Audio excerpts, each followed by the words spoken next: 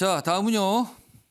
뭐 윤심 얘기가 나왔으니까 이어가 보죠. 오늘도 기사가 좀 있습니다. 지금 어제 국민의힘이 광역자치단체장에 이제 출마하시는 후보들, 그러니까 어느 정도 공천 심사를 끝내고 좀 정리를 좀 했거든요. 그래서 확정되신 분도 있고 경선을 가는 분도 있는데 어제 사실은 또 대구시장 관련해서는 발표를 안 했어요.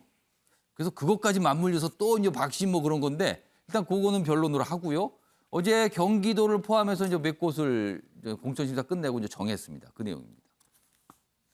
유승민 대 김은혜 경선 대진이 확정됐다. 국민의힘 경기도지사 후보 경선 대진이죠. 근데 윤심 둘러싸고 오더 정치 공방이 있다. 오더. 그러니까 국민의힘 내부에 일단 김은혜 지지선언 최근에 좀 잇따르고 있죠. 그리고요 인수위에서 활동하신 분들이 김은혜 후보를 도우러 가는 경우가 좀 보이고 있거든요. 지금. 그래서 유승민 측에서는 보이지 않는 손이 작동한 것 같다. 이거 이상합니다. 이렇게 얘기하고 있고요. 김은혜 측에서는 이거 윤심 아닌 당심의 선택이지. 이걸 왜 자꾸 윤심합니까? 또 이렇게 또 받아치고 있는 상황입니다. 이 상황. 기사 하나 더 있습니다. 보시죠. 경기지사 유승민 김은혜 경선, 충북지사 울산시장 여기도 윤심 논란. 왜냐하면 이런 곳들은요. 당선인과 조금 가깝다고 하거나 당선인 경선 당시 뭔가 도움을 준 분들 이런 분들이 뭔가 경선 후보가 되거나 아니면 뭐 확정이 되거나 뭐 이랬다는 거예요 지금. 여기 보면 뭐 어떤 분들 탈락했는데 이런 상황에 대해서 이렇게 해석을 하는 거죠 지금. 우회 지원하는 거 아니냐 지금 이거 이런 식으로. 그래서 역시 이 기사도 윤심을 다루고 있습니다. 자 어제 국민의힘에서 뭐 이 공천심사 관련 발표를 좀 했는데요. 들어보시죠. 심재철 후보께서는 사퇴하셨고요. 나머지 네 분이었었는데 그 나머지 두 분과 대결했을 적에 김은혜, 유승민 후보가 압도적인 지지율 차이와 심사 결과의 차이를 보여서 두 분 양자 구도를 압축했습니다. 이종근 평론가 보시기에는 윤심이 정말 작동한다고 보세요? 아니면 그건 좀 억측이라고 보세요?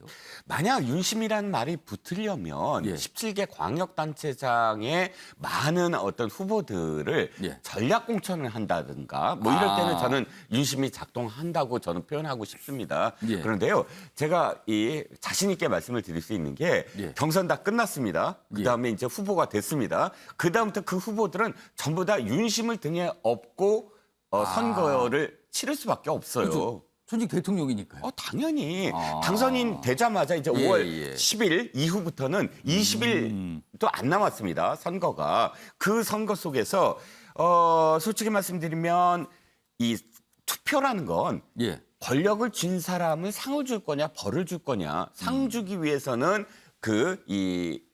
집권 여당의 표를 주는 거고 벌을 예. 주려면 야당의 표를 예. 주는데 시작한 지 20일도 안 된 정권입니다. 벌을 줄 어떤 이유가 있을까요?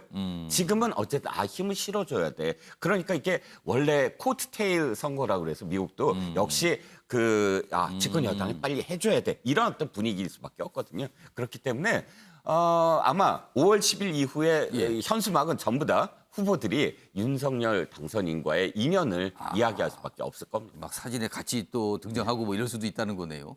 자, 김현주 대변인께서 보시기에는 윤심 논란 어떻게 좀 평가하십니까? 뭐 윤심이 있죠. 이때의 윤심은 근데 지금 많은 분들이 이해하시는 어떤 그 공천의 특정인에 대한 뭐 선호라던가 이런 식이 아니라 국정 동력을 얻기 위해서 지방선거에서 반드시 필승해야 되는 그런 인물이 선정되어야 한다는 윤심이 있으시겠죠. 그러면 그 윤심은 이제 특정 후보에게 가는 윤심이 아니라 보편적으로 가는 윤심이다 이 말씀이네요. 그러면. 그렇습니다. 그리고 뭐 언제나 뭐 지금 내가 구성에 있어서도 지난번 질답에서도 나왔습니다만 예.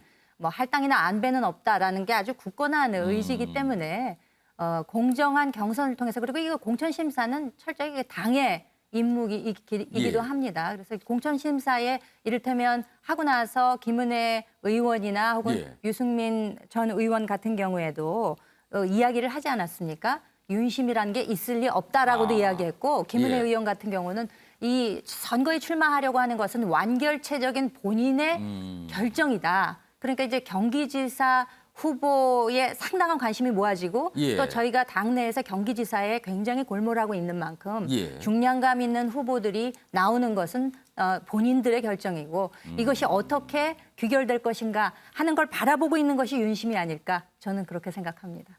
자, 조대진 변호사. 조대진 변호사는 뭐 여야 막론하고 다 이렇게 정치권 소식 좀 평소에 관심 있게 보시고 계신데 제3자 입장에서 보시면 이 윤심은 어떻게 좀 보이세요?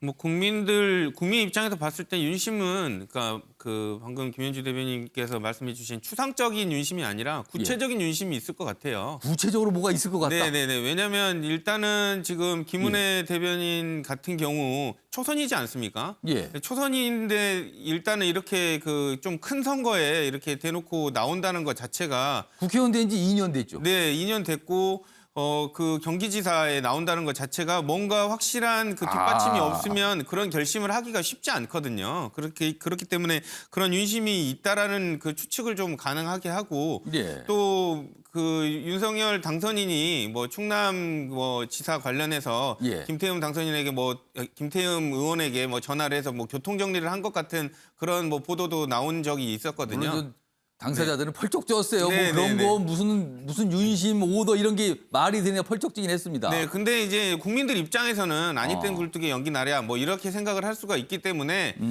그리고 또 이제 정권이 이제 시작되는 입장이고 예. 또 지방선거에 관련된 또 비중이 높기 때문에 예. 그 윤심 특히 이제 구체적인 윤심은 분명히 있을 거다라고 뭐 생각을 합니다. 네. 그러면은 그 윤심이 그럼 거꾸로 생각하면 경기도지사 관련해서 유승민 전 의원을 견제하는 겁니까? 그렇게 보세요? 견제한다고? 뭐 견제한다기보다는 그래도 이제 국정을 운영을 하는 데 있어서 예. 자기가 믿었던 사람 그리고 자기가 그 같이 뭐 이렇게 국정을 운영을 할 파트너가 좀 껄끄럽지 않고 그리고 경쟁하지 않았던 자기를 따르는 사람이 되는 게 더 좋다라고 느끼는 것 같다는 생각이 듭니다. 그러면은 유승민 전 의원은 껄끄러운 사람이 되는 겁니까? 그 갑자기 이상하게 가는데 방향이요?